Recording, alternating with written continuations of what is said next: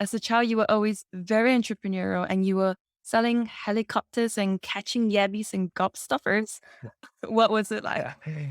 Yeah. Well, Ling, thank you so much for the interview. My mum said that I was always trying to sell anything when I was a boy. And I suppose a reflection I was. Whatever was in trend at the time. So gobstoppers, I was explaining to someone what that was and they had no idea. They said, oh, a jawbreaker. So look, depends what part of the world you come from, but they were kind of a thing. And so I was buying them from the supermarket in bulk and selling them. Or I was catching yabbis when yabbis were a pet and people wanted them as a pet. I would catch them with a leg and sell them, and feels a bit cruel now in reflection. And the helicopters were, that's a cool name for basically a leaf that fell from a tree like a helicopter. And I was trying to sell them. I don't actually think I ever sold any of them because I think people would probably struggle to understand why they needed to pay for a leaf from a tree.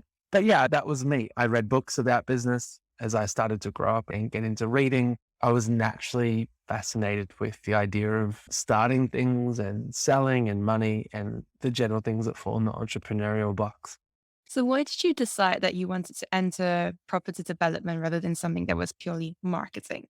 Maybe the influence was my late grandfather. He was a property developer and builder. So maybe there was some heritage there. There was a great man whose first name was actually the same as my surname, Flynn. And my dad mentored him through uni. And then he kind of reached out when I was about 12 to see if I wanted any mentoring. And he was all about property development and investing. So I think I just got exposed to that at a pretty young age. And I saw it as a way that a lot of people have made a lot of money. And also, I love the idea of building things and making things. And so, in particular, the more I went down the property development world, I was quite in awe of towers in particular, like building the skyscrapers, high end homes as well. I was reading a lot about it, researching, dreaming of that, and ended up studying project management as well in construction because I wanted to not just be a property developer, but be one that knew some of the intricacies of the process too. You had a 5-year plan all set up for you at the age of 19. So, Yeah, I did. And that was probably because I had some, good people and mentors who always talked about having a plan and building that plan. so how did that get derailed? Yeah, well, it did. It got very derailed aside from a little project we had some fun with. But I mean, when I was 19, by this point, I had been reading business books for years, following different people around in business. And I didn't know everything about business, but I knew that there was a lot of money in the world. I'd sort of been to some different meetings, I'd met some different people and had a general understanding of, wow, there's a lot of money. And when I was 19, there was a particular moment and it was really, I think it came from a deeper question I had, which was like, why am I here? What's my purpose? What does that look like? I suppose the answer could be property development, but it felt like there was something bigger than that. And I had this one moment where I'm in front of my computer crying. And I was crying because I just watched some stories of kids who didn't have access to clean water. The water that they had collected had killed brothers and sisters, and the statistics say that every day, 4,500 children die from waterborne disease. It's hard to comprehend. In 2008, when we started, there were 900 million people who didn't have access to clean water. And I remember thinking, wow, this is such a big problem. And also thinking the story I've just watched and the stories I've seen are heartbreaking. And if that was my story, I would have watched my sisters Jess and Mel die from water. And how is their brother? Would I even process that? And I grew up in Melbourne, Australia, and I'd never traveled. So like my concept of drinking dirty water or not having a tap where you could just turn clean water on at any moment, it was outside of my concept. But I think what happened, the more I reflect on that moment and the moments followed, I was moved, but I was also deeply challenged because as we've started this interview, my head was thinking a lot about money. And I'd read a little bit and talked to enough people to know we live in a world with lots of it. And this is where this idea of thank you entered. Because if we're going to live in a world that is so developed, I feel uncomfortable that at the same time, there are people who lack access to basic human rights like water, food, healthcare, education. And so I think I was moved, disturbed, and invigorated about this idea of imagine if 1 could serve the other. Imagine if the money made, the products purchased, could help right a wrong.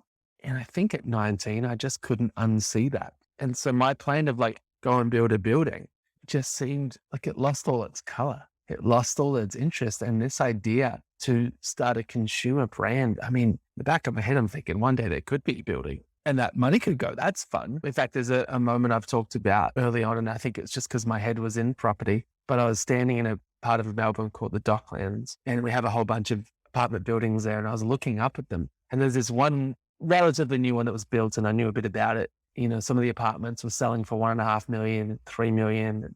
I got my calculator out and started doing the maths and started realizing, wow, that money for that one apartment, that could help, 75,000 people get access to clean water. Wow. My goal was to get that apartment for one person to live in and, maybe a few friends, or 75,000 people. And then you add up the whole building, and then you add up like the 20 buildings you're looking at. I think for me, it was a very disruptive time, and I couldn't unsee this idea of the money is already here. We've just got to figure out how to re-engineer the system. Were you aware of what a social enterprise was then? I mean, right now it's all the rage, but back then, I had no idea at all. The idea for me was use business to solve this issue. And funnily enough, and a little bit embarrassing, but we didn't really know what social enterprise was until a couple of years into our journey. We'd sort of heard the term used more. And then I ended up going to a social enterprise forum in Melbourne, and it was really cool. There was heaps of people that thought similar. And I was like, oh, this is embarrassing. Like, we should have known about this and been coming to these events. And one girl said, oh, I love how Thankyou, at the time we were in water, you've taken social enterprise into the mainstream. And I was like, cool. Thank you for that. And I was thinking, oh, we didn't even know what social enterprise was. So we're still learning about this. And that's in part because we should have done more research, but also when you start something, your head can be under that rock. And all you think about and all we thought about was make great product, get it to market, give the profits. That turns out to be a very, very hard thing to do. how did you even figure out how to start? I mean, you said you knew a lot of business people. Were any of them in the water industry, or were you just cold emailing, cold calling people? We did a lot of cold calls, a lot of cold emails. We Googled a lot, and we still Google a lot. And it is amazing how much you can learn when you don't know exactly what to do, because you will ask questions differently. You will turn up to meetings and say things different, probably things you shouldn't really say, but you don't know. And that helped us. So that often referred to as beginner's mindset, or that naivety, that was very helpful for us. And so we started just by learning. We have always valued learning as if it's the secret weapon. And if you can get good at it, you can basically enter any industry, any product, any idea. You've just got to be humble enough and willing and hungry enough actually to learn. I love your initial stories, and you would say how you managed to meet the CEOs of water companies and they would spill all their secrets to you. How did you even manage to get them to open up and share how you can build something similar to what they have? In the early days, just for those listening, like we booked these meetings with these companies who made water factories and bottlers that made bottles. And in answer to your question, there was a sense of confidence we had. We didn't approach any meeting like, hey, we'd like to one day do something. Would you be interested? It was a different approach. It was a, hey, we're launching a brand. We're looking for the right partners. We're looking for the right bottling plan. We are here to learn if you're that fit for us. And so all of a sudden, even in that language, it's just different. And so I think they were sitting there probably wondering, who the heck are these kids? Are they for real? But they don't know. They don't know if we are or not. And I think there was a sense of passion in us, which goes a long way, and confidence that people were willing to open up, willing to say, well, okay, well, look, to do business with us, you'd have to do this or that, or you'd have to pay this, or a couple of $100,000 here or there. And in those meetings, we're learning how to do it and what you need. And it was really a huge adrenaline rush in those early days, because we're learning on the spot and asking questions on the spot. And I think one of the things you learn is that you need hundreds of thousands of dollars in startup capital. It's one thing to get Yeah. someone to open up about how to do something, but another to get people to actually give you the money. There's this story you've shared about how your business coach donated $20,000. So Yeah. how do you reach out to these people? What was your pitch like to convince people to jump on Yeah. board when you had no track record? Yeah. It's such a cool question. And I think anyone listening, if you're starting something, this became our secret and we figured it out. And we've now spent 13 years replicating it over and over again, just bigger. So the secret is people listen to ideas. So if you're a good person, you got a nice idea, people will listen to that. But that's probably all they'll do. People buy into momentum. So a good idea that has momentum is very different. That business coach you mentioned, the first time I caught up with him, I shared the vision. I shared the idea. Thank you. This is what we want to do. And he said, look, I like it. But one of his questions was like, where are you going to get all the money to do this? In my head, I was thinking, that's why I'm meeting with you. Like I was sort of hoping you'd give it. But he said, I asked this question, like, where would you get the money? And what's, are you going to have shareholders and what's the structure going to be? And I said, oh, there's no shareholders. This is going to be all for the mission. And that probably only made him look even more perplexed at our plan. And so I would say the idea phase, we really struggled to get anyone to buy in. But then as we built momentum, everything changed. Starting momentum is about getting a little win and then a bigger win and a bigger, and it's the domino effect. How do you get that first domino across the line? Our first domino was actually a big company in Australia called Visi. They made bottles for everyone in the country. And we went in and we pitched a very bold, we want 10 million bottles a year for free as a partnership. They didn't do it. He agreed to 30,000 bottles as a one-off donation, which probably would have really cost them about $3,000. So that's not a whole lot of money for a multi-billion-dollar company. But what was really valuable about that wasn't the $3,000. It was the fact that it was 30,000 bottles, which sounds like a lot. And it was a pretty big company, Visi, and everyone knew who they were. So with that little bit of momentum, we went to a factory. We said, we've got Visi on board and we've got some bottles. Would you make it if we can sell it? And he's thinking, well, yeah, of course, if you can sell it, I'd make it. And he was generous enough to drop some of the startup fees. So now you've got two people agreeing to not really a whole lot. I mean, the factory saying, I'll make it if you can sell it is cool, but it's not, again, a huge amount. And then we landed our first sales deal for 50,000 units on the spot. And that meeting was interesting. It shocked us that he ordered that on the spot, but he saw, wow, Visi's on board. You've got a bottling plant, which he knew about, on board. And he figured if he doesn't jump on this, someone else will. So he ordered 50,000 units on the spot. Now I'm sitting back with my business coach. I'm not just telling him about the idea, I'm telling him about the momentum. And I said to him, we've got a factory, we've got a bottle, we've got 30,000 units donated, and we have our first order for 50,000 units, which is incredible. But to make all this happen, we're going to need $20,000. And we've got about 2 weeks to find the money. And he ended up saying, well, not at lunch, but later that day, him and his business partner were really impressed with what we'd done. And they wrote us a check for $20,000. But I would say to anyone listening, yes, we got the money, but we didn't just at the idea phase. We had to build the momentum. We had to take some risk. And then we found ourselves with a 2-week window to raise that money, which is super scary. And that's how you get ideas off the ground, with momentum. I mean, that was the really early part of Thankyou, right? You hadn't registered, you didn't have your trademarks, nothing. So it must have been Yeah. overwhelming at that point in time. Yeah. Yeah. I mean, it was part of that $20,000 was to cover those exact expenses, registrations and stuff that we kind of skipped because we didn't have the money to buy or pay for any of that. And how did you figure things out? Was everything an upward trajectory?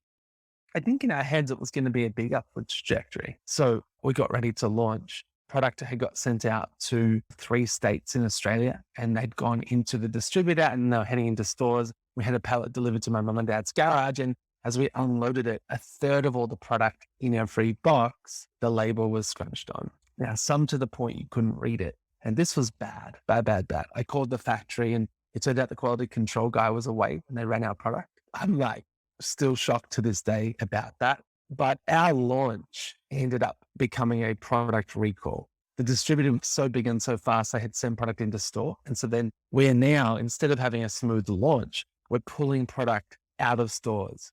We're pulling product out of warehouses, sorting it out and going again. And that whole process took about 3 months. And so 3 months later, we'd have a relaunch. It was hard. It was so hard. 12 months in, we had 350 cafes and outlets stocking our product. But on our Excel spreadsheets, we were meant to have thousands. Everyone was meant to be on board. So we only had 350. Then our factory couldn't keep up with supply. They want to deal with the supermarket. And so we went down their priority list, and over a space of 5 weeks, they didn't supply product. During those 5 weeks, we lost about 350 customers. It was crazy. Everything we had built had come crashing down, and we could have given up. But there were these two retailers in Australia, and if one of them say yes, this will change everything. And so we kind of hung in there. We hung onto this hope, and we found a new factory that could make our product. So we moved to them. We found another distribution company. These guys were huge up in Sydney. They said to us, we'd be in 2,000 stores in month one. But in month one, unfortunately, they went into liquidation. And so our launch with them was a fail. I mean, we lost all the money we had left. And just as we're kind of processing the pain of that, then these two retailers both came back and they both said no. But then they both came out with their own bottle of water that went to funding water projects, which was kind of everything that we had set out to do. Thankyou is an idea of the products we make and the products we purchase exist all for the end of extreme poverty. And we're so passionate about it, but then to watch other people do it without us, it was weird. And so we entered, it was actually a 3-year period of lows. We ended up getting one of the biggest supermarkets in Australia. Initially, they said, and really every retailer in Australia said the same thing: love your passion, love your idea, but you're going up against the biggest brands in the world. They have a lot of money and you don't have that. And so you won't last in this category. We would always protest and show them like creative marketing plans. We had digital and social media, and this is the future social enterprise. Once we learned the term, this is the future, but it was tough. Eventually, though, one supermarket said yes. And that was the greatest day ever. And I still remember it. Like we'd finally broken through. But I never forget the call to check the order size and the date of delivery, because a new person picked up the phone and he wasn't familiar with our brand. I said, oh, look, we've worked now for over a year and we're about to launch with you guys. I just need to know when and how much product. And we've started making it because we know you guys are huge. And he's like, well, I'll stop you right there. I've got the big brands. I've got my own brand and I don't need your water. And we protested, but it didn't go anywhere. And that was it. 3 years, setbacks, knockbacks from every retailer in the country. It was not how we thought the story would go. I'm curious because normally with startups, they would think maybe this is a time to pivot, to change direction, sell a different product. Did that not occur to you? I mean, because they were right, bottled water is something pretty much anyone can come up with. Yeah, I mean, we did. We thought about a lot of things. And it was hard because, in particular, we see Thankyou in lots of products, in lots of categories. Maybe water is just the wrong one and we should pick a new one. But there was another part of us that thought, if Thankyou can't work in water, I mean, this whole vision we have falls apart.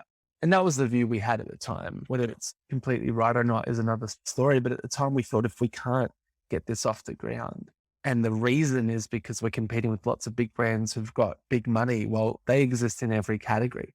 And even if you can get a new product in a new category, you might last for a little bit, but you'll be a fly-by-night story and you'll be out as fast as you were in.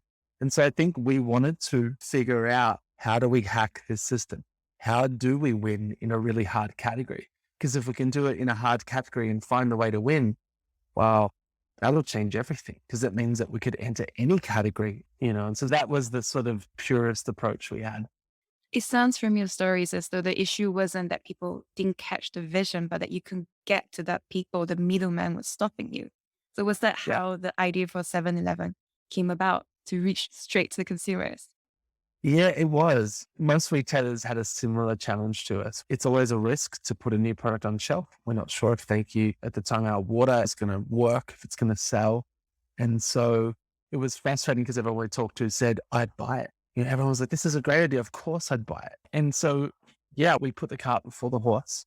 We designed a campaign that we called the 7-Eleven campaign. For those that know it, it went like this. We launched a video on YouTube and Facebook. And it was super hack. Like Justine and I were in the video talking. It was so raw. We look back at it and cringe, but we basically said, hey, Thankyou supporters. 2 weeks from today, we booked a meeting with 7-Eleven Australia.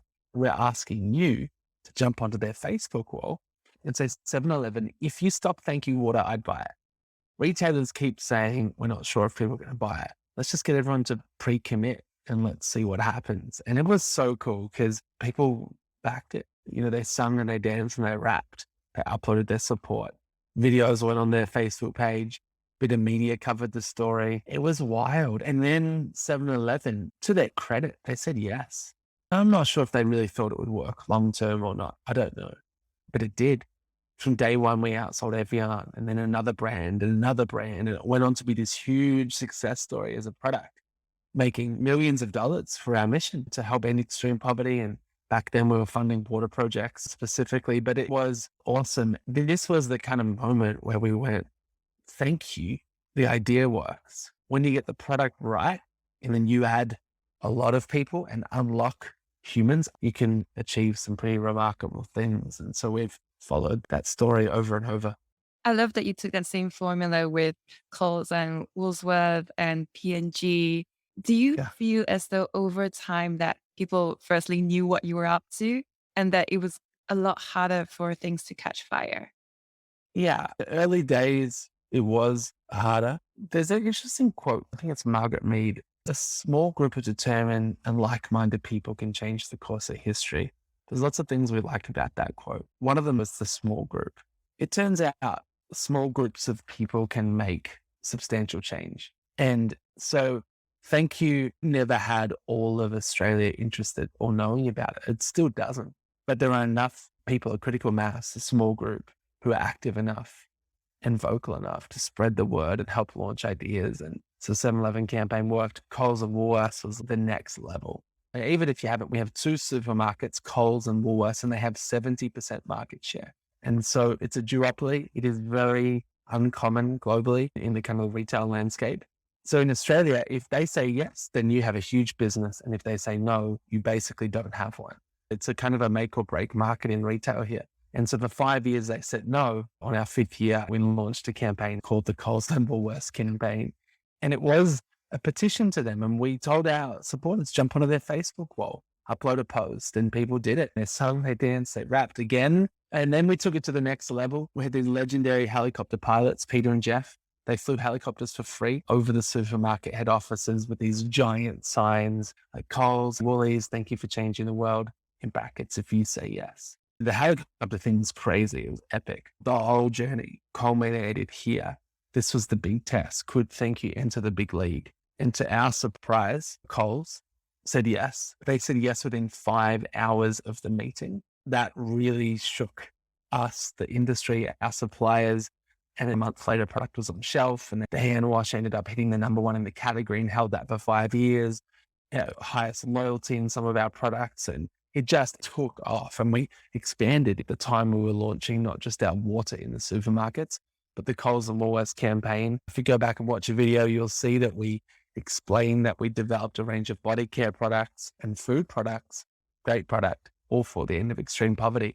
And so we launched them, and then they went really well. And that encouraged us to dream up new categories and new ideas. But the model's the same. It's about people, humans, and all of us combining together and realizing that when we do that, we can create a whole lot of change.